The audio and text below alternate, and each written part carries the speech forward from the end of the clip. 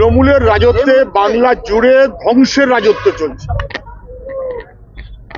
টালিগঞ্জে Tollywood পরিচালকরা ঠিক করবেন না, ঠিক করবে ওই ফেডারেশন।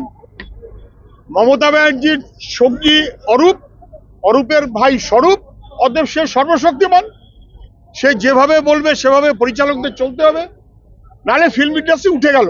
এমনিতেই বাংলার ফিল্ম ইন্ডাস্ট্রির ধ্বংস করা বলতে যা বোঝায় তা করা হয়েছে।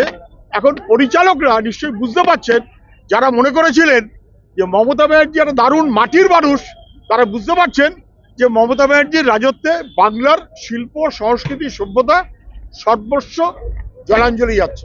না বোঝার কোনো কারণ নেই। এখন পরিচালকরা স্বরূপের পিছন পিছন ঘুরতে হবে, না হলে নাকি পরিচালকের যোগ্যতা নেই। মাপকাঠি কে ঠিক করছে? তৃণমূলের নেতারা। দুর্ভাগ্য আমাদের।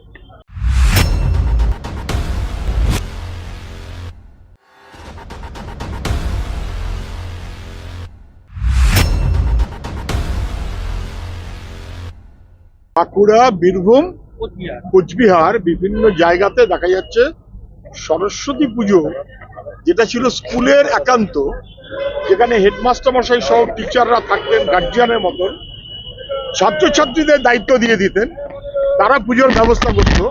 এটা তাদের উৎসব, এইভাবে তারা দেখত, শিক্ষার উৎসব এইভাবে তারা দেখত। এখন দেখা যাচ্ছে এমনকি এইসব জেলার বিভিন্ন স্কুলে ছাত্রছাত্রীদের ভূমিকা নেই, মাস্টারমশাইদের ভূমিকা নেই। পাড়ার লোক তারা অথবা তৃণমূলের নেতারা তারা মাতব্বরি করে বেড়াচ্ছে, ডিজে বাজাচ্ছে, খাওয়া দাওয়ার ব্যবস্থা করছে, আর কোথাও কোথাও পুজো হচ্ছে না বলে গ্রামের লোক বিক্ষোভ দেখাচ্ছে।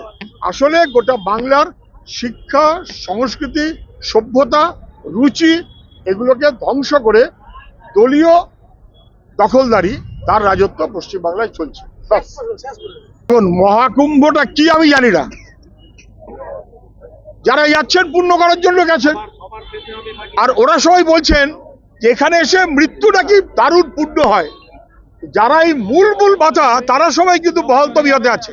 আগুন লাগছে, বেলুন ফেটে 6 জন মারা গেছে, স্ট্যাম্পেডে আমি আগে বলেছিলাম 100 লোক মারা গেছে, এখন বলছি তার চাইতে কয়েক গুণ বেশি লোক মারা গেছে।